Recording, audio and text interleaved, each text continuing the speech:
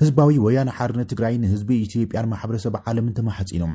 መንግስቲ ኢትዮጵያ ኣብ ልዕሊ ትግራይ ዳግም መስርሕ ዕጽዋን ክባኒ ተግብረሎ ዝበለ ህወሓት ዝሓለፈ ሰሙን ሚድያታት መንግስቲ ኢትዮጵያ ብዛዕባ ትግራይ ዘላትሉ ኩነታት ዝተጋገየ ፕሮፓጋንዳ ነዚሕን ብምባል ነቒፈሎም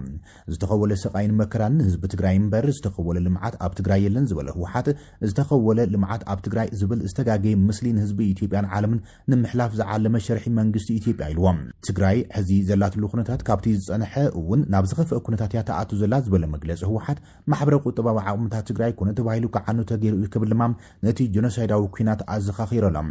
መንግስቲ ኢትዮጵያ ስምምዕነት ፕሪቶሪያ ኣብ ክንዲ ምትግባር ንኻሊእ መልክዕ ስላሕታዊ ጀኖሳይድ ዝተጠቐመሉም ይትረፍዶ ማሕበረ ኢኮኖሚያዊ ሕውየት ትግራይ ዘረጋግፁ ስራሕቲ ክጅምሩም ተወሳኺ በደላት ክፍጽሙ ጸኒሖምን ኣለውን ኢሉ ህወሓት ኣብቲ ዝሓለፈ ሰሙን ካብ ስምምዕነት ፕሪቶሪያ ወጻኢም ኣናዊሕዮ ዝበሎ ዕድመ ስልጣን ግዝያዊ ምምሕዳር ንምዕጃብ ክብል ኣብ ትግራይ ዝተኸወለ ልምዓት ዝብል ፈጠራዊ ናይ ሚድያ ፕሮፓጋንዳ ዘርጊሕሎ ክብል ከይሰላም እዚ ኣብ ከቢድ ማሕበረ ቁጠባዊ ጸገማት ዝርከብ ህዝቢ ትግራይ ትኽክለኛ ዘለሉ ኩነታት ከዊልኻም ንማሕበረሰብ ዓለም ንምግጋይ ዝተሓሰበ ውዲት እዩ ዝበለ ህወሓት መንግስቲ ኢትዮጵያ ሰላሕታዊ ጽንተት ኣብ ልዕሊ ትግራይ ናፈጸመ ቀጺሎ ኢሉ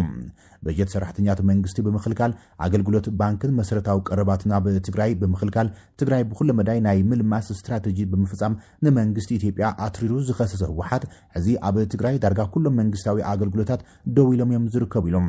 ብሓፈሻ ትልሚ መንግስቲ ኢትዮጵያ ህዝቢ ትግራይ ብኢኮኖሚ ኣማሲንካ መረበቱ ብምቅርማት መወዳእቱ ድማ ብኩናት ኣቢልካ መሊእኻ ንምጥፋእ ዝዓለመ ኢሎም ህዝቢ ትግራይ ድማ ነቶም ብመንግስቲ ኢትዮጵያ በብግዚኡ እናተኸለሱም ኣንጻር ህልውንኡ ዝፈሓዝ ዘለው ገመዳት ጥፍኣት በጣጢሱም ህልውንኡ ንምውሓዝ ኣብ ምቅላሱ ዝርከብ ዝበለ ህወሓት ኣብዚ እዋን እዚ ኣብ ትግራይ ይትረፍ ናብ ቁልጥፍ ልምዓት ዘሰጋግር ምቹው ኩነታት ተፈጢሩ ክበሃል ህዝብና ካብ ዝገደለን ኣብ ዝባእሰ ኩነታት እዩ ኣትዩ ዘሎ ኢሎም ስለዚ ድማ ኣብ ትግራይ ዝተኸወለ ስቃይን መከራን ህዝቢ ትግራይ እምበር ዝተኸወለ ልምዓት የለን ኢሎም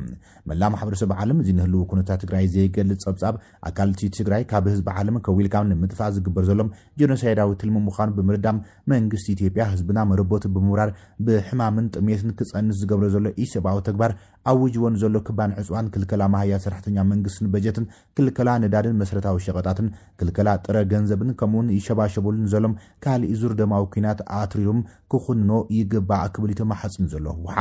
ህወሓትን መንግስቲ ፌደራልን ኣብዚ እዋን እዚ ደጊሞም ኣፍልጦ ተኸላሊኦም ዝርከቡ ኮይኖም ናብ ካልእ ኩናት ከይኣቱ ተፈሪሑ ዘሎም ህወሓት ኣብ ኢትዮጵያ ሕጋዊ ህልውንኡ ዝተሰረዘ ምዃኑ ዝፍለጥ ኮይኖም መንግስቲ ፌደራል ስምምዕነት ፕሪቶሪያ ኣፍሪስዎ ኢሎም ደምዲሙ እዩ ዝርከብ በዚ ድማ ንመኸተ ጻውዒታት ዝገብር ዘሎ ህወሓት ኣብ ዝሓለፈ ሰሙን ብመንግስቲ ፌደራል ዝተናውሐ ዕድመ ስልጣን ግዝያዊ ምምሕዳር ትግራይ እውን ነጺግዎ እዮም መንግስቲ ኢትዮጵያ ድማ ህወሓት ንህዝቢ ትግራይ ዝለኣኽ በጀት ይኹን መሰረታዊ ቀረባት ንኩናት የውዕሎ ከም ዘሎን ምስ ሻዕብያ ተላፊኑ ኢትዮጵያ ንምፍራስ ይንቀሳቐሰሎ ብምባል እዩ መሊሱ ዝኸሶ ዘሎ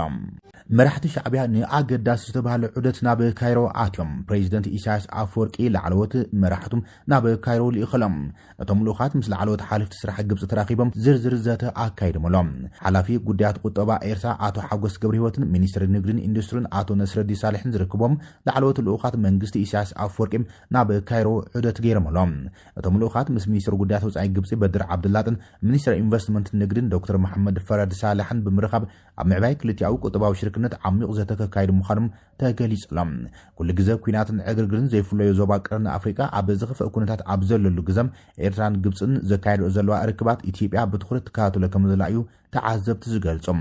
ምስ ህንፀት ዓብዪ ግድቢ ህዳሴ ኢትዮጵያ ተታሒዙ ምትእማን ዘይብለን ሃገራት ኢትዮጵያን ግብፅን ዘይቀጥታዊ ብዝኾነ መንገዲ ኣብ ጉዳይ ሱዳን ኢደን ብምእታዎም ሓዊ ዘሳውራሉ ኩነታት ከም ዘሎ እዩ ዝግለጽ ዑደት ልኡኻት ኤርትራን ኣብ ግብፂ እውን ምስ ጉዳይ ወደባት ቀይሕ ባሕሪ ኣብ መንጎ ኤርትራን ኢትዮጵያን ተፈጢሩ ዘለዎ ጥጥ ዘጋድ ከይኸውን ስግኣት ፈጢሮሎም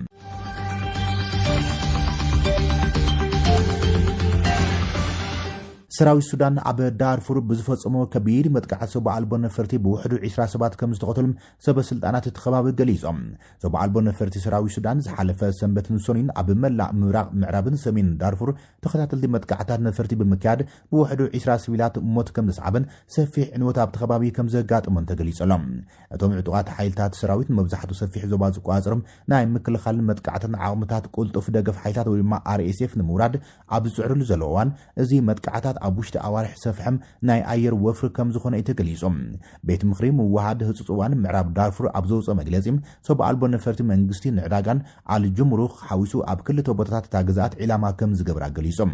أب تصعوق عداغاز تخايد متقعتي حموشت صبات كموتون كلهم كالو تعيش راد ما قوسيلهم قل ريساتات تغاصيلهم اتي مسالة أدماء ملوء بملوء تغاصيلهم وتهدراو منجتات كم زحبروس رحيتات صب ألبو نفرت سراوي سودان أب مقراز قرب ندادي RSF زتكورو خينم نعداغاتات ندادن كاب تشاد بمنقدي مساقريم عدي كونكن زمزع تانكراتون إلاما نمقباري تباهلهم مجلس بيت مخري قبل علتي نبرات والكسبات رؤي قدعت كم زقاتم بملخات ازرما معنا وحايلو مخاين دون قانات حاوي سلام عبتي نزال لينغاين جنينان زراخب زرقا أبزركب كبابي سيسي استفزمن فولي متقعتي درونات نحانت سيفيلاو مكينا بموقع توسختي حموشت سبات قتليو يبل اتي بيت مخري نسيفيلات إلاما مقبار هقراو حقز تحس قبناو تكبار مخان بمخنان محبرسب عالم نتوم تحاتتي كحتو تصوي علم عب ايد داين صوب ألبون فرتي عب حيالو بوتات متقعت فتصيمن انتلاي نتي RSF كم مداوغن ما أخرج تقاملو وانا بيت صحفت حافشاو سليا أقل قدوت حاوسون كمستوقعي تقليس زلم سيفيلاوي ممحدار ممراق دارفور عبد العلي ايد داين بستفتصم متقعتي بوحدم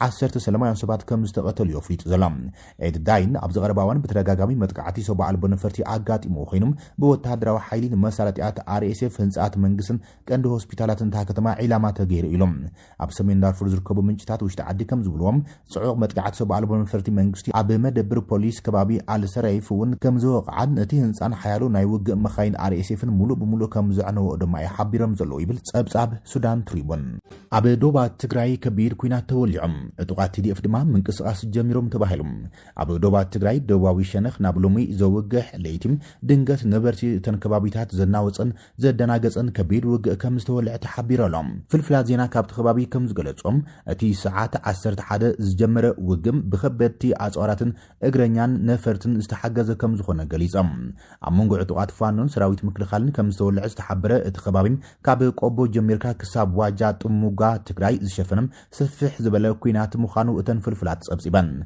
عطوات DF كحوسو كم زخول دما عملكيتنلام اتخينات امونغ فانون سراويت مكلخالن نغو ساعات 11 مستولع ساعات كل ترفاد كباب دمام تأمانتهم نهو حات زخون عطوات TDF كاب وغن علاماتا ناب انفط طموغا واجا بإغرن اورالاتن انتنقساقسو تعزيمنا لنا كبلم نبرتي اتن كبابيتات كم زنغروا ايتيو فوكس صبصيبام عرفافي دما حيل مكلخال ኢትዮጵያም ክልተ ድሮናት ናብቲ ግጭት ዝተወልዑ ልከባብ ልይኹም ክትትልና ገበረ ከም ዘርፈደም ዝጸብጸበት ታፍልፍል ዜና ኣብ ልዕሊ ሕሱታት ፋኖ ድማ ኣጥቂዕን ክኾና ከም ዝኽእል ሓቢራላ እቲ ግጭት ክብድ ዝበለን እግረኛ ሜካናይዝድን ሓይሊ ኣየርን ዝሳተፍሉ ዘለዉ ከም ዝኾነን ልኡኻት ህወሓት ዝኾኑ ዕጡቓት ድማ ናብቲ ውግእ ክሕወስዎ ከም ዝኽእሉም በቲ ዝጀመርዎ ምንቅስቓስ ኣዛሚዳ ጸብጺባላ እዚ ከምዚ ኢሎም ከለዉ ድማ ብወገነ ሳምረን ኣገውን እውን ሎሚ ረፋድ ሓያል ግጭት ከም ዝነበረም ዘመልክት ዜና ወፅሎም ኣብዚ ጉዳይ መሰረት ብምግባር ዛጊድ ካብ بوغن منغستي ኢትዮጵያ بوغع ዝተባሃለ ነገር የለን እዮም ዓለም ክልኻል ኢትዮጵያ ኣብ ትግራይን ኣምሓራን ዘዋስኑ ከባቢታት ራያ ጀሚርዎ ዘሎም ወፍሪ ምናልባት ናብ ኣንፈት ኣላማጣን ምቶም ነቶም ዕጡቃት ንምድምሳስ ዝዓለመ ወፍሪ ክኸውን ከም ዝኽእል ይግመት ሻዕብያ ንህወሓትን ፋኖን ብምሕጋዝ አንጻር መንግስቲ ፌደራል ኩናት ንሙላዕ ይሕግዞም ኣሎ ዝብል ገምጋም ብወገን መንግስቲ አዲስ አበባ ከም ዘሎ ይዝግለጽ ከም ዝፍለጥ ድማ ህወሓት ሻዕብያን ፋኖን ብጀነራል ዓብዱልፈታህ አልቡርሃን ዝምራሕ ሰራዊት ሱዳን ጽምዶ መስሪቶም ከም ዘለው ዝገልጹ ኮይኖም እቲ ጽምዶ አንጻር መንግስቲ ቀድማይ ሚኒስትር ኢትዮጵያ አብይ አሕመድ ከም ዝኾነም ተዓዘብቲ ዝገልጾም ኢራን ን5 ዓመታት ዝጸንሕ ውጥን ስምምዕነት ኒውክሌር ኣቕሪባ ኢራን ነቲ ናይ ሰንበት ዝርብ ብዘይ ስምምዕነት ድሕሪ ምዝዛሙም ንጥፈታት ናይ ምህብታም ዩራኒየም ንምቁራጽ ናይ 5 ዓመታት ውጥን ናብ ኣሜሪካ ከም ዘቕረበት ኒውዮርክ ታይምስ ጸብጺበሎም ኣብቲ ዝርብ ን20 ዓመታት ኣብ ልዕሊ ኒውክሌራዊ ፕሮግራም ኢራን ክእገድ ዝሓትት ኣሜሪካ ነቲ ውጥን ቴህራን ከም ዝነጸገቶም እቲ ጸብጻብ ኣመልኪቶሎም ኒውዮርክ ታይምስ ንሰበስልጣን ኢራን ኣሜሪካን ብምጥቃስ ቴህራን ነቲ ውጥን ዝሓለፈ ሰኒ ናብ ምምሕዳር ትራምፕ ከም በሓዱሽ ከም ዘቕረቦቶ ጸብጺበሎም ኣሜሪካ ኢራን ነቲ ኣዝዩ ዝተሃብተመ ዩራኒየም ካብቲ ሃገር ክተውፀውን ጠሊባላ እዚ ጠለብ ቴህራን ነጺጋቶም ይኹን እምበር ኢራን ነቲ ዝተሃብተመ ዩራኒየም ኒውክሌራዊ ኣጽዋር ከይውዕል ንምክልኻል ብዓብዮም ክተግድሎ ምዃና እቲ ጸብጻብ የመልክት ኣሜሪካን ኢራን ኣብ ፓኪስታን ኣብ ዘካየዶ ዝርብ ኣብ ኣማራጺ ሰላም ኣብ ስምምዕነት ክበጽሓ ኣይከኣላን ይኹን እምበር ካልኣይ ዙር ፊት ንፊት ዝርብ ክካየድ ከም ዝኽእል ምልክታት ኣለዮም ፕሬዚደንት ትራምፕ ርፋን ኒውክሌር ኢራን ክልቲኦም ወገናት ኣብ ስምምዕነት ከይበጽሑም ይዓግቶም ከም ዘሎ ገሊጹም እቲ ፕሬዚደንት ኢራን ኒውክሌራዊ ኣጽዋር ክልዋ ከም ዘይፈቅድ በተደጋጋሚ ክዛረብ ጸኒሕሎም ኣብቲ ዝሓለፈ ሰሙን ኣብ ርእሰ ከተማ ፓኪስታን ኢስላማባድ ዝተኻየደ ዝርርብ ክልቲአን ሃገራት ብዘይ ስምምዕነት ምብታኑ ስዒቡም ኢስላማባድ ሎሚ ድማ ደጊማም ክልቲአን ሃገራት ንምዝራብ ካልኣይ ናብ ርእሰ ከተማ ኢስላማባድ ንክምለሳ ጻውዒት ኣቕሪባላ እዚ ከምዚ ኢሉ እንከሎ ድማ እገዳ መጻቦ ሆርሙዝ ኣሜሪካ ሓደገኛን ዘሓላፍነታውን ክትብል ቻይና ኮኒናቶም ኩሉ መዳዊ ተኽሲ ዶም ባል ኣብ መንጎ ክልቲአን ሃገራት ንክህሉ ድማ ጸዊዓላ ኣሜሪካ ነቲ ቻይና ኣብ መጻቦ ሆርሙዝ ብባሕሪ ዝገደፈቶም እገዳ ሓደገኛን ዘሓላፍነታውን ብምባል ኮኒናትላ እዚ ስጉምቲ ኣብቲ ድሮ ወጥሪ ዘለዎ ዞባም ከቢድ ኩናት ከየበግስያ ኣጠንቂቓ ወሃብ ቃል ሚኒስትሪ ጉዳያት ወጻኢ ቻይና ጉኦ ጂያኩን ሎሙን ጉሆ ኣብ ቤጂንግ ኣብ ዝሃቦ ስሩዕ ሰሙናዊ ጋዜጣዊ መግለጺ እቲ እገዳ ወጥሪ ከጋዶ ጥራይ ዘይኮነም ነቲ ድሮ ተባላሽ ዘሎ ስምምዕነት ምቁራጽ ተኽሲ ዘዳኸምን ድሕነት ናይቲ ኣብቲ ዞባ ስትራቴጂካዊ መስመር ማይ ኣብ ሓደጋ ዝእትን ኢልወሎም ጉኦ ብተወሳኺ ኣብ መጻቦ ሆርሙዝ ንዝፍጠር ወጥሪ ንምቅላል እቲ እንኮ መንገዲ ንኩሉ ዝሓቅፍ ተኽሲ ዶም ምባል ምዃኑ ኣስሚሩሎም ኩሎም ወገናት ነቲ ናይ ተኽሲ ምቁራጽ ስምምዕነት ክኽተሉም ንዘተን ድርድርን ቀዳምነት ክቡን ነቲ ኩነታት ንምቅላል ንቡር ናይ ባሕሪ ምጓዓዝ ኣብ ዝሓፀረ ግዜ ክጅምርን ጭቡጥ ስጉምታት ክወስድን ኣተሓሳሲቦሎም ከምቲ ማሊ ዝተገለጸ ሰራዊት ኣሜሪካ ዝሓለፈ ሰሙን መወዳእታ ኣብ መንጎ ሰበስልጣን ኣሜሪካን ኢራን ዝተኻየደ ዝርብ ድሕሪ ምፍሻሎም ካብ ትማሊሶን ጀሚሩ ካብን ናብን ወደባትን ገማግም ባሕርን ኢራን ዝወጹን ናብኡ ዝኸይዱን ኩሎም ናይ ባሕሪ ትራፊካት ከም ዝዓጸዎ የፍሊጦም ኣቕዲሙ ሎሚ ንጎሆ ፕሬዚደንት ቻይና ሺ ጂንፒንግ ኣብ ማእኸላይ ምብራቕ ሰላም ንምርግጋዕን ንምድንፋዕ 4 ነጥብታት ዝሓዘ ውሳነ የውፅኦም እቲ ፕሬዚደንት ነዚ ሓሳብ ዘቕርበ ኣብ ቤጂንግ ምስ ሼኽ ካሊድ ቢን መሐመድ ቢን ዛይድ አልናሕያን ልዑል ዘውዲ ኣቡዳቢ ሕብራት ኤሚሬትስ ዓረብ ኣብ ዝገበሮ ዘተዮም እዚ ከምዚ እንከሎ ድማ ዋና ጸሓፊ ሕብራት ሃገራት አንቶኒዮ ጉተሬዝ ድማ ኣብ ዞባ ማእኸላይ ምብራቕ ብፍላይ ወሽመጥ ባሕር ዓረብ ህጹጽ ተኽሲ ደው ናይ ምባል ስምምዕነት ክግበር ጸዊዕሎም ኣብ መንጎ ኣሜሪካን ኢራን ዝቕጽል ዘሎ ከቢድ ወጥሪ ደው ክብል ከም ዘለውን ልዕሊ ኩሉ ጠረጴዛ ክቅድም ከም ዘለዎ ይጻውዒት ተቕሪቡ ዘሎ ዋና ጸሓፊ አንቶኒዮ ጉተሬዝ እቲ ኣብቲ ከባቢ ተፈጢሩ ዘሎ ከቢድ ወጥሪ ድማ ንዞባን ንሙሉእ ዓለምን ዘናውፀ ሰዓብን የስዕብ ብምህላም ብህጹጽ ኣብ መንጎ ኣሜሪካን ኢራንን ስምምዕነት ተኽሲ ደው ምባል ክህሉ እዩ ጻውዒት ኣቕሪቡ ዘሎ